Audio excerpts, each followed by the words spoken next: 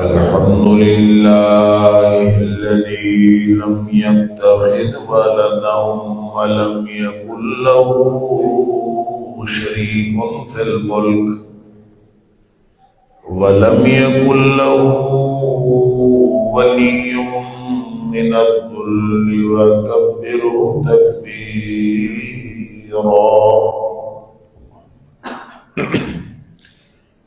الحمد لله نحمده ونستعينه ونستغفره ونؤمن به ونتوكل عليه ونعوذ بالله من شرور أنفسنا ومن سيئات أعمالنا. من يهده الله فلا مضل له ومن يضلل فلا هادي له.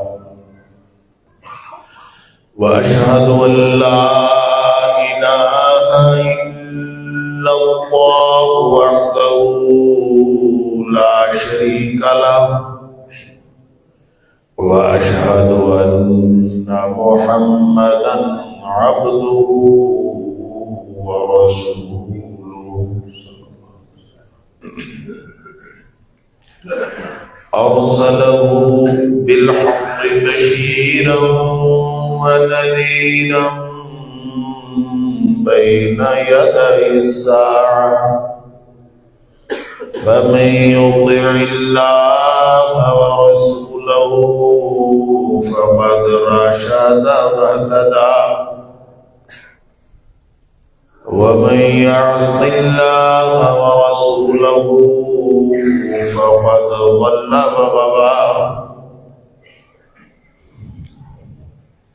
فإنه لا يضر إلا نفسه ولا يضر الله شيئا. نسأل الله ربنا أن يجعلنا ممن يطيع ويطيع رسوله ويتبع رضوانه ويجتنب سخطه. فإنما نحن به وله. أما بعد فإن خير الحديث كتاب الله وخير الهدي هدي محمد صلى الله عليه وآله وسلم. وشر الأمور محدثاتها وكل محدثة بدعة وكل بدعة ضلالة وكل ضلالة في النار. اللهم إنا نعوذ بك من النار. فأعوذ بالله السميع العليم من الشيطان الرجيم من همزه ونفخه ونفثه. بسم الله الرحمن الرحيم.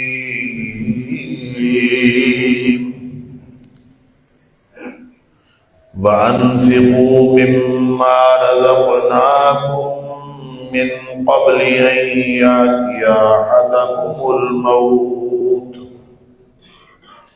من قبل أن يأتي أحدكم الموت فيقول رب لولا أخرتني إلى أجل قريب رب لولا أخرتني إلى أجل قريب فأصدق وأكن من الصالحين. وَلَن يُؤَخِّرَ اللَّهُ نَفْسًا إِذَا جَاءَ أَجَلُهَا وَاللَّهُ خَبِيرٌ بِمَا تَعْمَلُونَ۔ اور جو کچھ اللہ نے دیا ہے اس میں سے خرچ کر لو، اس سے پہلے کہ تم میں سے کسی کی موت آ جائے۔ پھر موت آ جائے گی تو پھر وہ کہتا پھرے گا کہ اے کاش اللہ تعالیٰ تھوڑی سی مہلت دے دیتا، پھر میں صدقہ کر کے نیک لوگوں میں شامل ہو جاتا۔ اور یاد رکھیے اللہ کسی کو کوئی مہلت نہیں دیتا، ذرا بھی تاخیر نہیں کرتا جب کسی کی مدت آ جاتی ہے، جب کسی کا وقت آ جاتا ہے۔ واللہ خبیر بما تعملون، اور اللہ تعالیٰ تمہارے تمام اعمال سے خوب باخبر ہے۔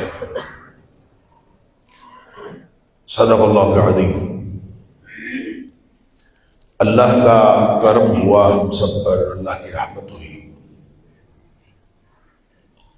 کہ جاتے رمضان میں ایک موقع اللہ کریم نے ہمیں اور عطا فرما دیا، اور یہ اتنی بڑی رحمت ہے اللہ کی کہ اگر ہمیں ان لمحات کا اور ان لمحات کی اہمیت کا احساس ہو جائے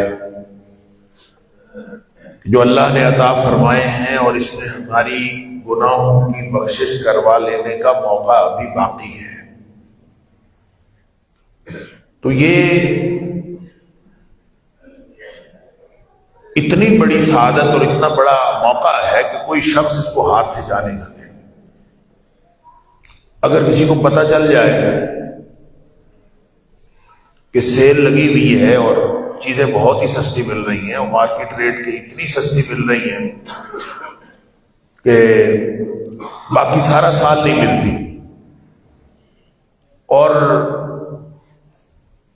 2 گھنٹے بعد یا 3 گھنٹے بعد یا 5 گھنٹے بعد دکان بند ہو جاتی، بس ایک دن کے لیے کھلنی،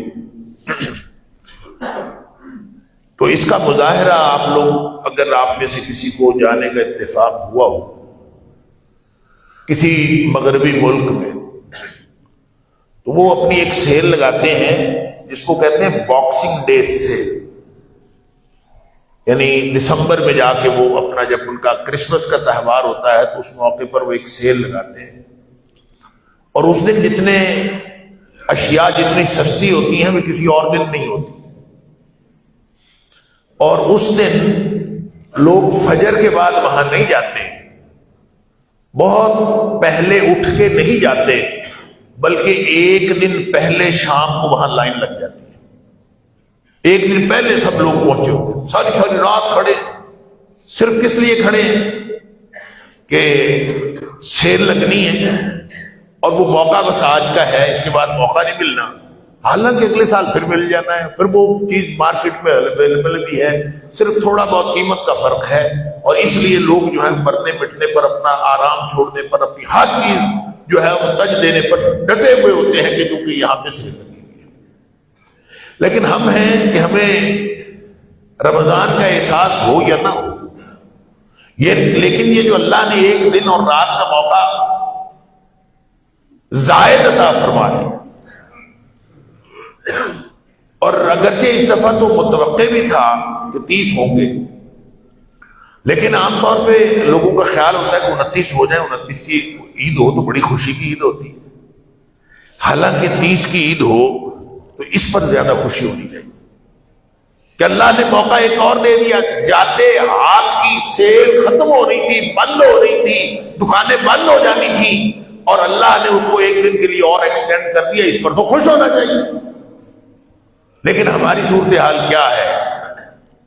اگر اس کا اندازہ کرنا ہو تو پرسوں رات کی جو عشاء کی نماز میں نمازیوں کی تعداد ہے وہ، اور جو گزشتہ رات کی عشاء کی نماز میں مساجد میں نمازیوں کی تعداد ہے، اس سے آپ اندازہ کر سکتے ہیں کہ کتنے لوگ سنجیدہ اس کے بارے میں، یعنی وہ مسجد میں پرسوں تک بھری نہیں، ہم تو آج تک گلہ کرتے ہیں اور ہمیں مساجد شکوہ گناہ ہے کہ ادھر سے یکم شوال ہوتی ہے، عید کا چاند نظر آتا ہے، مسجدیں خالی ہو جاتی ہیں، لیکن ہم نے تو رمضان کے اندر ایسا ہوتا دیکھا.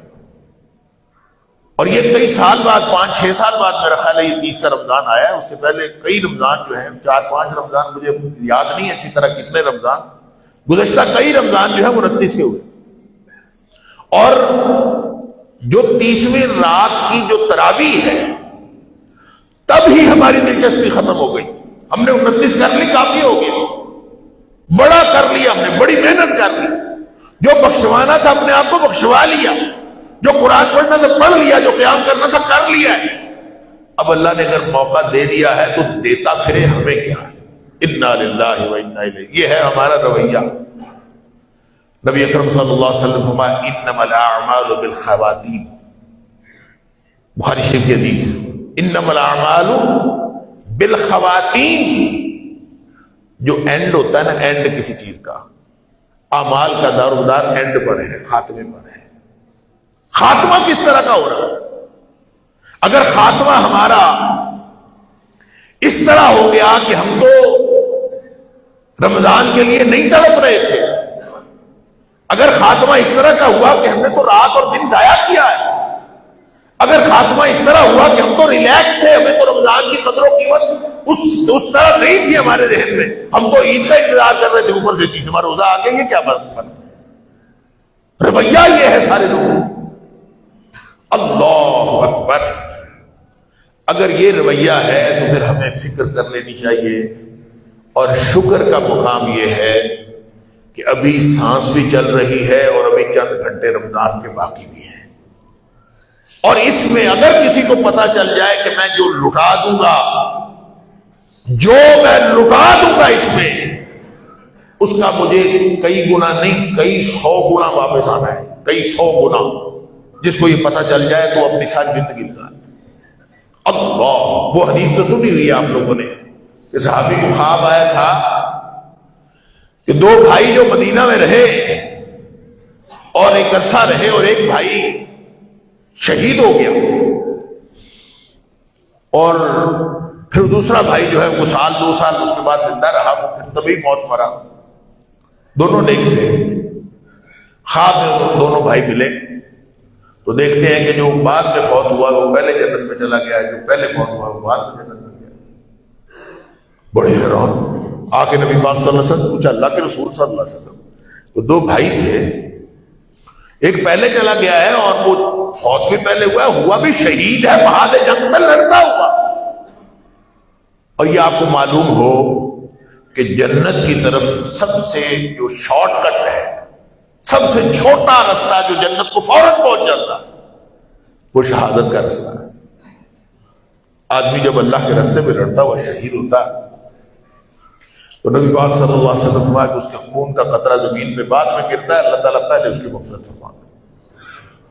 اس قدر شارٹ کٹ سیدھا جنت میں. تو وہ بعد میں جنت میں گیا ہے، اور جو 2 سال بعد فوت ہوا ہے وہ پہلے جنت میں چلا گیا. نبی کریم صلی اللہ علیہ وسلم سے حیرت کے ساتھ آ کے صحابی نے پوچھا، اللہ کے رسول صلی اللہ علیہ وسلم، وہ پہلے گیا شہید ہوا، وہ جنت میں بعد میں داخل ہو رہا ہے اور بعد والا پہلے داخل ہو گیا. نبی کریم صلی اللہ علیہ وسلم نے فرمایا اس کو رمضان نہیں ملا تھا، اس کے جانے کے بعد اس کو رمضان ملے تھے 2. اس نے وہ 2 رمضان اویل کیے تھے، اس میں اللہ کی رحمتیں سمیٹی تھی، اس نے کوئی نماز ضائع نہیں کیا تھا، اس نے سجدے کیے تھے، قیام کیے تھے، تلاوت کی تھی، صدقہ خیرات کیا تھا، اس نے اپنا سب کچھ لٹا دیا تھا. تو یہ اس سے پہلے جنت میں جانے والا بن گیا، حالانکہ وہ پہلے کا گیا ہوا تھا. تو یہ اتنا بڑا موقع، اور ہم اتنے ریلیکس تھے. گزشتہ رات مجھے تو اپنے آپ پر بھی دکھ ہو رہا تھا، ہم سارے اتنے ریلیکس تھے کہ جیسے جو کرنا تھا وہ تو 29 دنوں میں ہو چکا. اب یہ عید ہو جائے تو زیادہ اچھا ہے. اگر عید نہیں ہوئی تو پھر بھی اب یہ 30واں روزہ یہ مجبوری ہے، رکھنا پڑے گا. لہذا مجبوری سے روزہ تو رکھ لیا ہے، لیکن نہ پچھلی رات کی وہ قدر تھی، نہ آج کے دن کی وہ قدر تھی. رات بھی سو کے گھوم پھر کے گزار لی، یا عید کی تیاریوں میں گزار لی، اور دن بھی سو کے اور گھوم پھر کے گزار لیا، بس ٹھیک. اللہ اکبر. میں نے جو آیت آپ کے سامنے پڑھی ہے سورہ منافقون کی، اللہ اکبر. ایمان کی کمزوری ہو نا تو تھوڑی سی ایمان کی کمزوری ہو، تھوڑے گناہ ہو، تو انسان اس کو نیکیاں کر کے کور کر سکتا۔ اگر دل میں نفاق آ جائے نا، نفاق یہ بہت بری بیماری ہے، اللہ تعالیٰ معاف فرمائے۔ اللہ تعالیٰ نے نفاق کا علاج، یہ سورہ منافقون ہے، آخر میں نفاق کا علاج بتایا۔ نفاق کا علاج پتہ کیا ہے؟ دو چیزیں علاج۔ ایک تو فرمایا کہ یا ایھا الذین آمنوا لا تلھکم اموالکم ولا اولادکم عن ذکر اللہ۔ اگر تمہارے دل میں ایمان ہے نا تو تمہارے مال بھی پیچھے ہو جانے چاہیے، تمہاری اولادیں بھی پیچھے ہو جانی چاہیے، تمہاری پہلی ترجیح اللہ کی یاد ہونی چاہیے۔ اگر پہلی ترجیح اللہ کی یاد ہے تو گھر والوں کو بھی فی الحال مؤخر کرو، مال کو بھی فی الحال مؤخر کرو۔ اما عائشہ صدیقہ رضی اللہ تعالیٰ عنہ فرماتی ہیں، نبی پاک صلی اللہ علیہ وسلم اچھے بھلے ہمارے درمیان بیٹھے ہوتے تھے، ٹھیک ٹھاک ہمارے ساتھ اپنائیت کے ساتھ گفتگو کر رہے ہوتے تھے، ادھر سے اذان کی آواز آتی تھی تو نبی پاک صلی اللہ علیہ وسلم ہمارے درمیان سے اس طرح اٹھ جاتے تھے جیسے ہمارے واقف ہی نہیں ہیں، جیسے ہمیں جانتے بھی نہیں، یعنی اس وقت معاملہ اللہ کا ہے۔ تو جب میرے اللہ کے ساتھ معاملہ ہے تو پھر اولاد بھی پیچھے ہے، گھر والے بھی پیچھے ہیں، مال بھی پیچھے ہے، ساری دنیا پیچھے ہے، میرا اللہ سب سے پہلے۔ لہٰذا نبی پاک صلی اللہ علیہ وسلم ادھر آزاد ہوتی تھی فوراً۔ تقاضا تو یہ ہے اہل ایمان سے کہ ادھر اعلان ہوا کہ ایک رمضان کا روزہ اور مل گیا، ہماری تو مسجدیں پہلے سے زیادہ بھر جانی چاہیے تھی کہ چھٹی بھی ہے، موقع بھی ہے، اور اللہ کریم نے جاتے جاتے کا موقع ایک دن ایکسٹینڈ کر دیا ہے۔ وہ سیل جو باکسنگ ڈے پہ ہوتی ہے جس کی میں نے مثال دی ہے، وہ اگر ایک دن کیا ایک گھنٹہ ایکسٹینڈ ہو جائے، لوگ گھروں سے دوڑے کہ ایکسٹینشن ہو گئی اس کے اندر۔ اللہ نے یہ اس مہینے میں ایک دن کی ایکسٹینشن کی، ہم نے بڑی ہی ناقدری کی، ہم نے بڑی ہی بے قدری کی، کسی کو وہ تڑپ نہیں تھی۔ اچھا آیا کیوں تھا رمضان بھائی؟ رمضان کیوں آیا تھا؟ لعلکم تتقون۔ اچھا لعلکم تتقون کے لیے آیا تھا۔ 29 دن ہمارے گزر گئے رمضان کے ساتھ، پچھلے سالوں کے جو رمضان گزرے ان کو تو چھوڑ دیجیے، 29 دن بعد دلوں کی حالت کیا ہے؟ کھنگال کے دیکھیں نا دلوں کو کیا ہے۔ جو یہ رمضان سے ایک دن پہلے تھے اور جو آج ہمارے دل ہیں، ان کو ٹٹول کے دیکھے کچھ فرق پڑا ہے؟ کوئی اللہ کی ناراضگی کا خوف پڑا ہے؟ کوئی اللہ کی خوشنودی کو حاصل کر لینے کی تڑپ اس میں اضافہ ہوا ہے؟ اگر تو ہوا ہے تو آپ سب کو مبارک ہو، ہم نے رمضان اویل کر لیا ہے الحمدللہ۔ اگر تو اللہ کی ناراضگی کا خوف پڑا ہے اور اگر اللہ کی خوشنودی حاصل کرنے کا شوق اس میں اضافہ ہوا ہے تو پھر آپ سب کو مبارک ہو، انشاءاللہ رمضان قبول ہے اور رمضان نے اپنے مقاصد پورے کر دیے، تقویٰ آ گیا الحمدللہ۔ اور تقویٰ اسی چیز کا نام ہے کہ اللہ کی ناراضگی کا خوف ہو دل میں، کہیں میرا اللہ ناراض نہ ہو جائے اور کہیں میں اللہ کی خوشنودی سے محروم نہ رہ جاؤں۔ ایک ایک لمحے کو انسان اویل کرتا ہے۔ ہمارے ایک دوست تھے، وہ 6 گھنٹے سوتے تھے، 6 گھنٹے 24 گھنٹے۔ تو اگر کبھی زیادہ وقت مل جانا نا سونے کے لیے، 7 گھنٹے مل جائے، کبھی آدمی فارغ ہوتا ہے نا، وہ نہیں سوتے تھے۔ وہ کہتے تھے مجھے لگتا ہے میں سوؤں گا نا 6 گھنٹے سے زیادہ تو میں وقت ضائع کروں، میرا وقت ضائع ہو جائے گا، لہذا میں وقت ضائع نہیں کرنا چاہتا۔ ان کی نیتیں، ان کے مقاصد اپنے ساتھ، انہوں نے اس وقت کو کیسے اویل کیا اور کیسے اس وقت کو وہ لگاتے تھے وہ ان کا معاملہ ہے۔ لیکن جو بات سمجھنے کی ہے کہ جس کو فکر یہ پڑی ہو کہ کہیں میرا اللہ ناراض نہ ہو جائے اور کہیں میں اللہ کی خوشنودی سے محروم نہ رہ جاؤں، یہی لعلکم تتقون تھا۔ اسی لیے رمضان آیا تھا اور 29 روزے رکھنے کے بعد بھی ہماری تڑپ نہیں بدلی، ہمارے دلوں کے خوف نہیں بدلے، ہماری دلوں کی امیدیں نہیں بدلی۔ اگر نہیں بدلی تو اس کا مطلب ہے دلوں میں تقویٰ کوئی نہیں آیا، پھر تو بڑی فکر کرنے کی ضرورت ہے۔ انا للہ و انا الیہ راجعون۔ پھر تو اللہ نہ خواستہ ہم تو محروم رہ گئے۔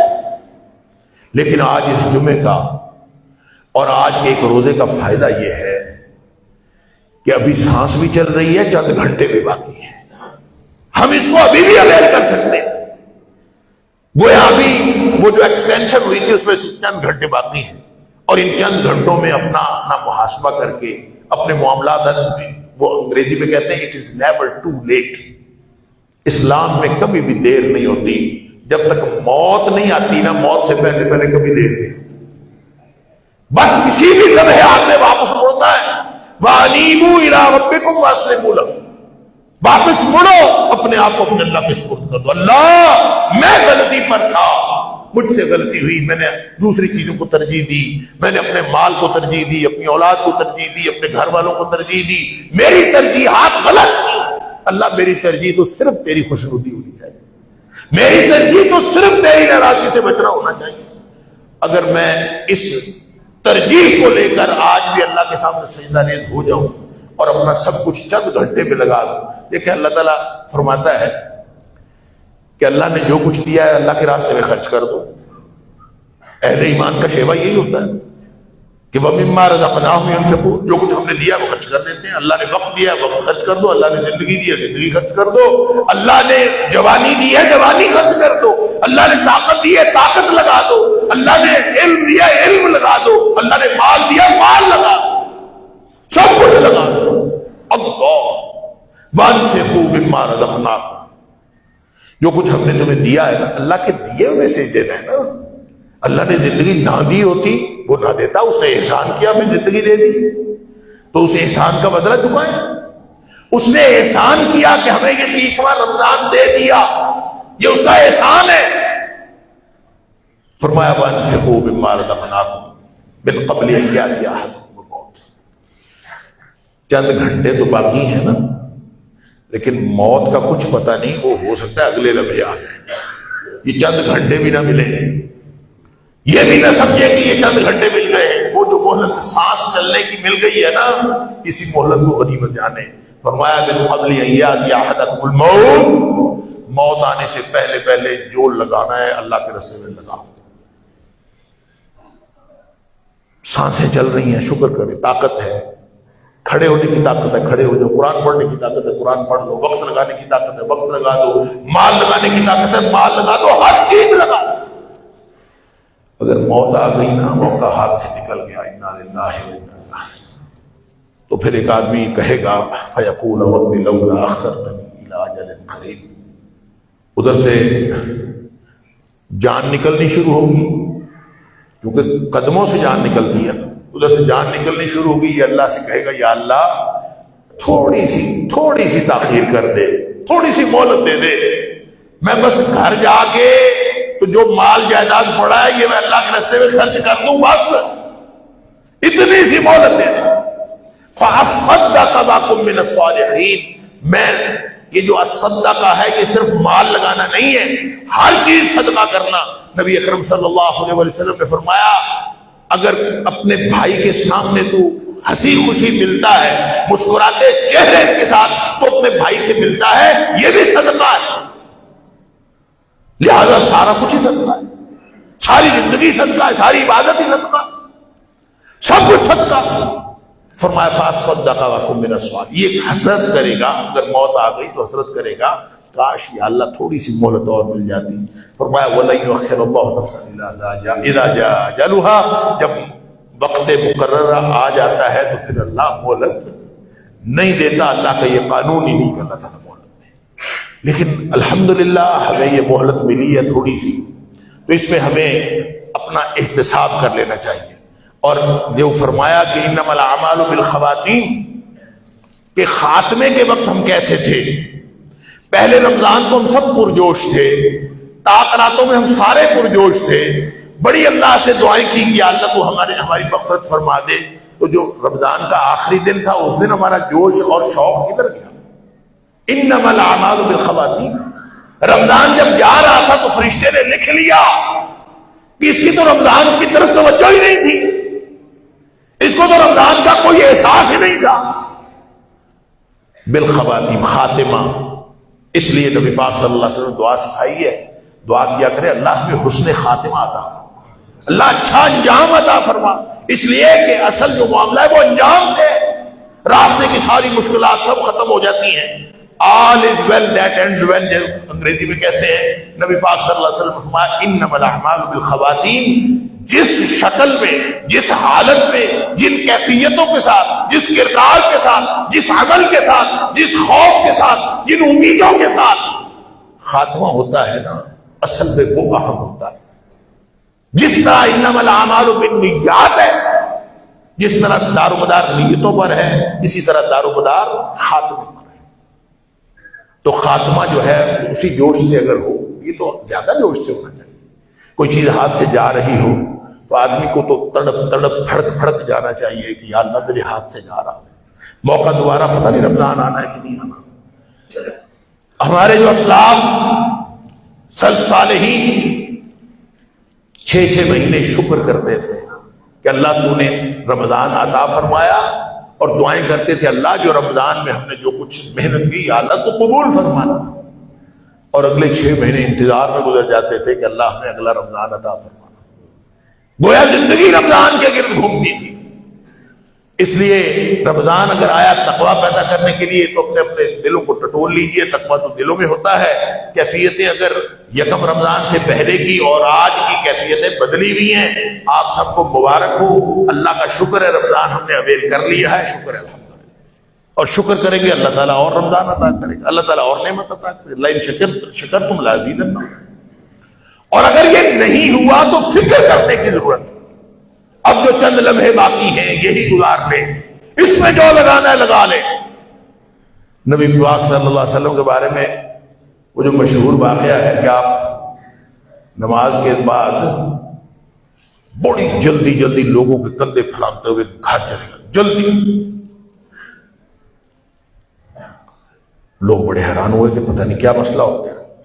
تھوڑی دیر بعد گھر سے تشریف لائے، بڑے اطمینان کے ساتھ نبی پاک صلی اللہ علیہ وسلم تشریف لائے.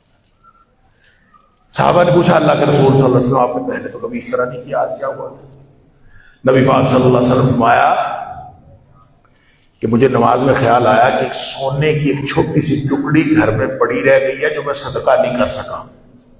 تو مجھے خوف ہوا کہ کہیں اسی حالت میں میری موت آ جائے اور وہ گھر میں پڑی ہوئی ہے، میں اس کو صدقہ کر کے، اس لیے میں جلدی سے گیا ہوں اور پہلے اس کو صدقہ کیا. میں نے کر دیا ہے، اب میں بے فکری کے ساتھ اطمینان کے ساتھ تھا. اللہ اکبر. یہ ہے نبی اکرم صلی اللہ علیہ وسلم کی سنت. لہذا نفاق جو میں عرض کر رہا تھا، نفاق کا علاج ایک تو یہ ہے کہ اپنی ترجیحات کی فہرست بدلیں. ترجیح میں سب سے اوپر اللہ ہونا چاہیے. یا ایھا الذین آمنوا لا تلھکم اموالکم ولا اولادکم عن ذکر اللہ. اللہ کی یاد سے تمہارے اہل خانہ، تمہارا مال، تمہارا کاروبار، ان میں سے کوئی چیز تمہیں اللہ کی یاد سے غافل نہ کرے. ایک تو ترجیح یہ بنائیں، انشاءاللہ نفاق کا علاج ہوگا. اور دوسری ترجیح کیا ہے؟ نفاق نون فا الف قاف ہے نفاق، اس کا علاج ہے انفاق. الف نون فا الف قاف، اس کے ساتھ الف لگا دے علاج بن جاتا. فرمایا انفقوا من قبل مما رزقناکم من قبل ان یاتی احدکم الموت. موت آنے سے پہلے پہلے خرچ کر لو. خرچ کرنے سے اللہ نفاق ختم کر دیتا ہے. لہذا وہ خرچ کرنا صرف مال نہیں ہے. میں بار بار عرض کر رہا ہوں، خرچ کرنا کیا ہے؟ مما رزقناکم، جو کچھ ہم نے عطا کیا ہے وہ خرچ کر. اور جو قیامت والے دن 5 سوال ہونے ہیں، جو نبی پاک صلی اللہ علیہ وسلم نے فرمایا کہ 5 سوالوں کا جواب دیے بغیر ابن آدم کی خلاصی نہیں ہونی، اس کی جان نہیں چھوٹنی جب تک یہ 5 سوالوں کے جواب نہ دے لے. اللہ اکبر. پہلا سوال، عمر کہاں گزاری؟ اللہ اکبر. عمر کہاں ضائع کی؟ پھر اگلا سوال، جوانی کہاں ضائع کی؟ حالانکہ جوانی عمر میں شامل ہے، لیکن جوانی کی اہمیت الگ ہے. اس میں صلاحیتیں جوبن پر ہوتی ہیں، وہ کہاں ضائع کی؟ اس کا بھی سوال ہونا ہے.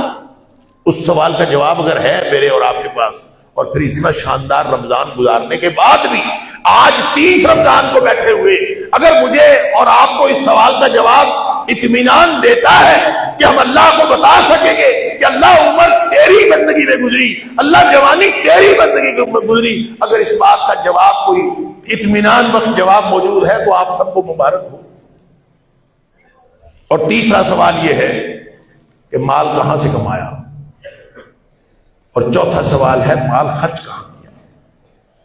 کمانے کا بھی سوال ہے، خرچ کرنے کا بھی سوال ہے، یہ دینا پڑے گا جواب۔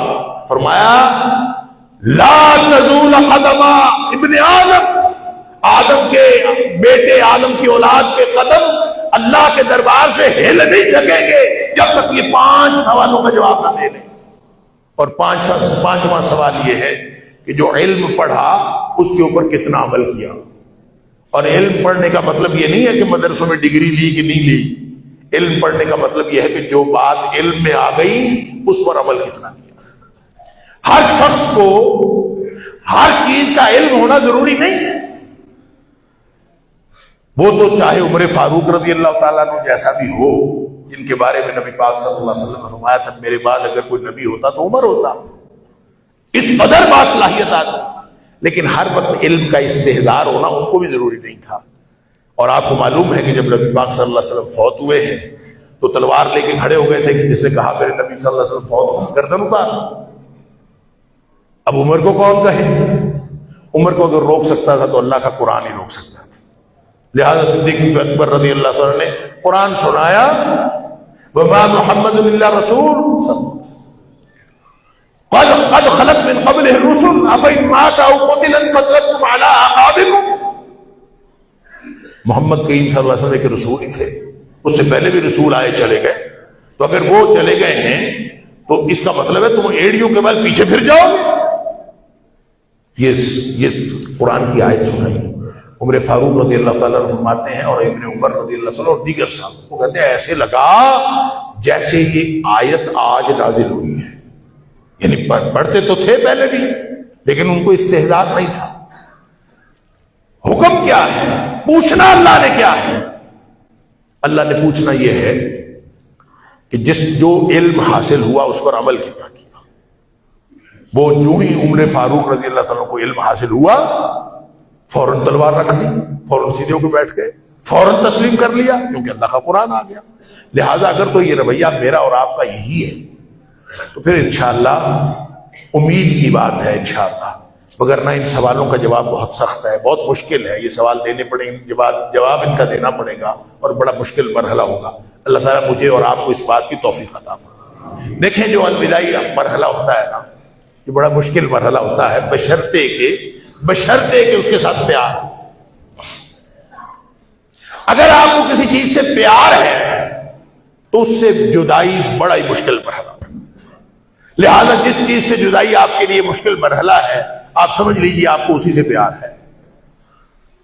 حضرت معاذ بن جبل رضی اللہ تعالیٰ عنہ کی میں ایک حدیث عرض کر کے اپنی بات مکمل کرتا ہوں کہ نبی پاک صلی اللہ علیہ وسلم کے ساتھ سبحان اللہ جو پیار اور محبت کی باتیں ہیں، ثوبان رضی اللہ تعالیٰ عنہ، معاذ بن جبل رضی اللہ تعالیٰ عنہ، نہیں نبی پاک صلی اللہ علیہ وسلم کے پیار ہے، یہ پیار خالی خولی جذبات نہیں تھے نا۔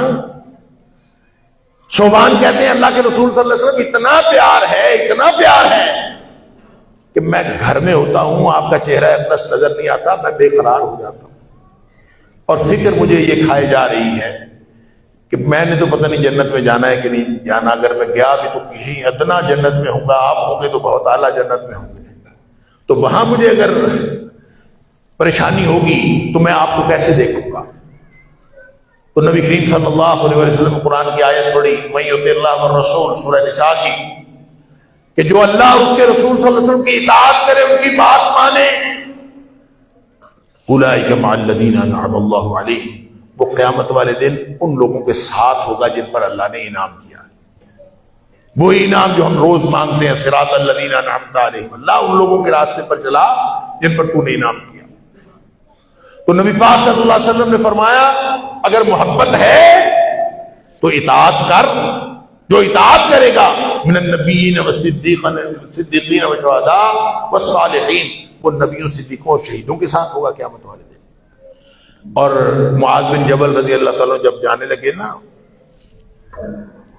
یمن کا گورنر بنایا نبی پاک صلی اللہ علیہ وسلم نے معاذ بن جبل رضی اللہ تعالیٰ، تو نبی پاک صلی اللہ علیہ وسلم ان کو الوداع کرنے کے لیے باہر نکل آئے مدینے میں، خود معاذ رضی اللہ تعالیٰ فرماتے ہیں کہ نبی پاک صلی اللہ علیہ وسلم ساتھ ساتھ چل رہے تھے، میں سواری کے اوپر سوار تھا، میں نے چونکہ سفر پہ جانا تھا، نبی پاک صلی اللہ علیہ وسلم ساتھ ساتھ چل رہے تھے اور مجھے ہدایات دے رہے تھے۔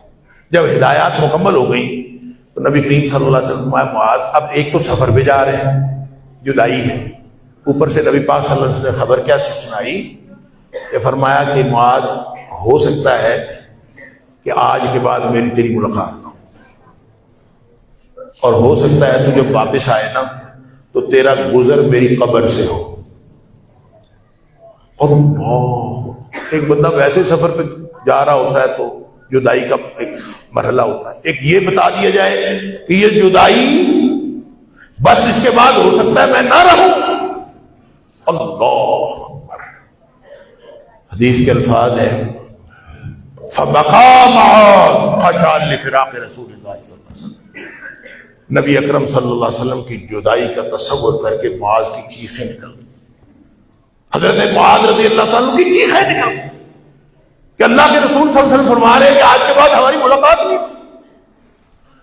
تو لگتا ہے کہ نبی پاک صلی اللہ علیہ وسلم سے معاذ رضی اللہ تعالیٰ کا چہرہ دیکھا نہیں گیا، تو فوراً نا ادھر کو جا رہے تھے، ادھر کو چہرہ تھا، تو فوراً التفت وجهه نحو المدینہ تھے، نبی پاک صلی اللہ علیہ وسلم پیچھے ہوئے اور اپنا چہرہ مدینے کی طرف کر لیا، اس کا چہرہ ادھر، نبی پاک صلی اللہ علیہ وسلم لگتا ہے کہ روتا چہرہ دیکھا نہیں گیا نبی پاک صلی اللہ علیہ وسلم۔ اللہ بہارا نبی کریم صلی اللہ علیہ وسلم فرمایا معاذ پریشانی کی کوئی بات نہیں، اللہ اکبر، قیامت والے دن میرے قریب سب سے زیادہ میرے قریب وہ لوگ ہوں گے جن لوگوں کے دلوں میں تقویٰ ہے، جو تقوی والے ہیں، وہ میرے قریب ہوں گے۔